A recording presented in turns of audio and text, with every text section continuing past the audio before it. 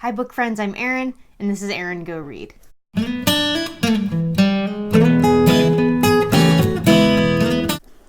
So this is just a quick introduction into what this video actually is. This is editing Erin here. I was vlogging while my husband was in the hospital, which coincided with the reading rush. And I ended up doing kind of a reading rush wrap up the day after the reading rush ended in kind of a vlog style. So what you will see is me preparing my lunch for the day to go to the hospital to be with my husband, and I wrap up the books that I read for the reading rush. As you see here, I managed to read 7 books and complete all of the challenges. Enjoy. Good morning. It is now July 29th. Monday morning, the reading rush is officially over, and I managed to read 7 books.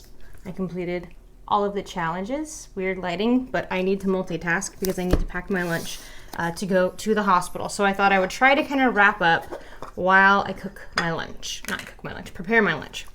Just assembling. I eat a pretty low carb diet, and it's not even low carb. Carb is not a food group. Carb is a macronutrient, and I eat vegetables. Vegetables, fruit have carbohydrates, and that is totally fine. I stay away from grains, however, because they don't make me feel good. And you get far more nutrition out of carbohydrates in the form of vegetables than you are going to from a piece of bread. And so what I like to do is use collard greens, just raw collard greens. I cut the stem out and use those to wrap up what you would ordinarily put into a sandwich. So that's what I'm going to do. So you get to pack it with all the good stuff that goes in the sandwich anyway. And instead of adding more calories, and in my case, inflammatory ingredients that are going to hurt my stomach and stuff up my nose. Where's my turkey? Oh, there it is. Instead, I have it wrapped in a vegetable. So I'm getting some dark leafy greens, and definitely for me, it's important to get in enough iron, and so the collard greens are a great way to just pack some extra iron into my diet. So yeah, so that's what I have to say. And then I'll pack some other fruits and veggies to snack on throughout the day. I have some blueberries, some plums, and some cucumber. I think that I'll throw in there as well. My stomach is rumbling. I can't open this. My fingers are slippery. This is one of those. This one's by Re-Zip. So it's a reusable zip top bag, and I have a few different sizes of these, and they're great for things like this. Add some cheese in there that I'm going to add to my lunch. So anyhow, so what did I read? So the 7 books I ended up reading: Lock Every Door, Lady Susan by Jane Austen, which was I read it as an audiobook. It's really short. It's a novella. In my copy of it, my physical copy of it, it's bound up with Emma. I also listened to the audiobook of David Sedaris's Let's Explore Diabetes with Owls, which is hilarious, as I expect any David Sedaris book to be. So they're essays. They're like humorous essays, and cracked me up as always, David. And then We've Always Lived in the Castle, which I finished yesterday. Scythe, my husband and I read together. All Systems Red, my husband and I read together.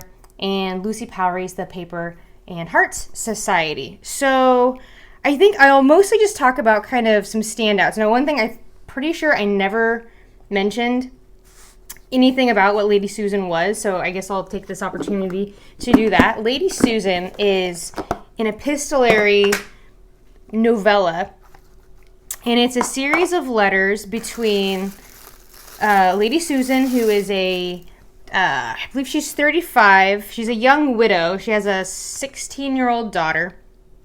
And she kind of goes and imposes herself on her brother-in-law, her dead husband's brother. Come on, mustard. I'm at the end of the mustard. I'm trying to get it out. And the whole book is basically a kind of he said, she said. Because we have Lady Susan is not the most likable lady, and you have her view of herself and her actions, and then you have everyone else's view of herself and her actions. And so you're just constantly getting these varying opinions, essentially, of her and of her daughter, and it was quite good. The only thing I would say is it would probably be really great as a reread in audiobook form, but with all the names and especially the formality of that time, like calling your father-in-law or your brother-in-law, like relatives of you, Mr. or Mrs. so-and-so, it made keeping up with who are we talking about a little challenging. So I think I probably would have enjoyed it a lot more and understood it a lot better if I had read it in physical form first, and then I think the audiobook would make for a really great reread. So I'm sure I will read the physical book of it again in the future. So, but for now, it was a good time. I'm going to say 3 stars. It wasn't anything spectacular. I think I probably will enjoy it more, though, when I do read it in physical form. But Lady Susan is a pretty hilarious character. Okay, Lock Every Door was really great. I'm pretty new into thrillers in general. I'm chopping up a cucumber right now. I'm pretty new into thriller. I want to say this is maybe my 4th or 5th thriller that I've ever read, and it was really good. I really was into it. It wasn't as scary as I thought it was going to be, but I think that's part of the charm of a thriller and the appeal of a thriller is that you're not sure what's going to happen when and how bad things are going to get and what the twist is going to be. And so it kind of keeps you a little bit on the edge of your seat. So the anticipation of what may or may not happen is kind of part of the thrill, I suppose. So that was really great. That's by Riley Sager. I need to wash my blueberries. What was my favorite book?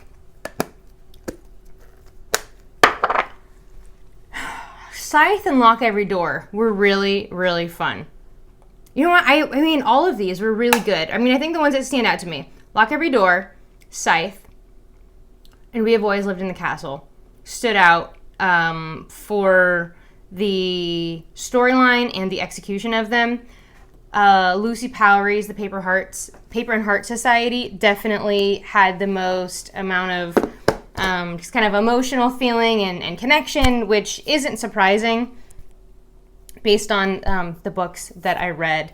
So let me just break down real quickly what each book satisfied as far as a prompt. And there's one book I don't think satisfies any prompt, but I read it this week, so I'm counting it as one of the 7 books I read. So The Paper and Heart Society is the debut work as a first novel by an author, Lucy Powrie. All Systems Red, the first in the Murderbot Diaries by Martha Wells, features a non-human character, main character. Scythe is a book that what does this one stand for? Oh, I read in one place.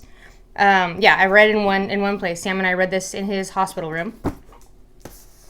And I only read it in his hospital room with him. We've Always Lived in the Castle. I meant to read this last year, and I watched the adaptation of this, which was really good. David Sedaris' Let's Explore Diabetes with Owls has more than five or more words in the title. I have a few of those actually in here. Lady Susan is the one, this is bound up with Emma. This is an old Borders classic edition, which I love, the blue and the green with the gold there, and it's foiled, and it's just beautiful. Looks great on the shelf. Lady Susan, didn't satisfy any particular anything that I can think of, but I listened to the audiobook of it. And then Lock Every Door has purple on the cover. It's kind of hard to see.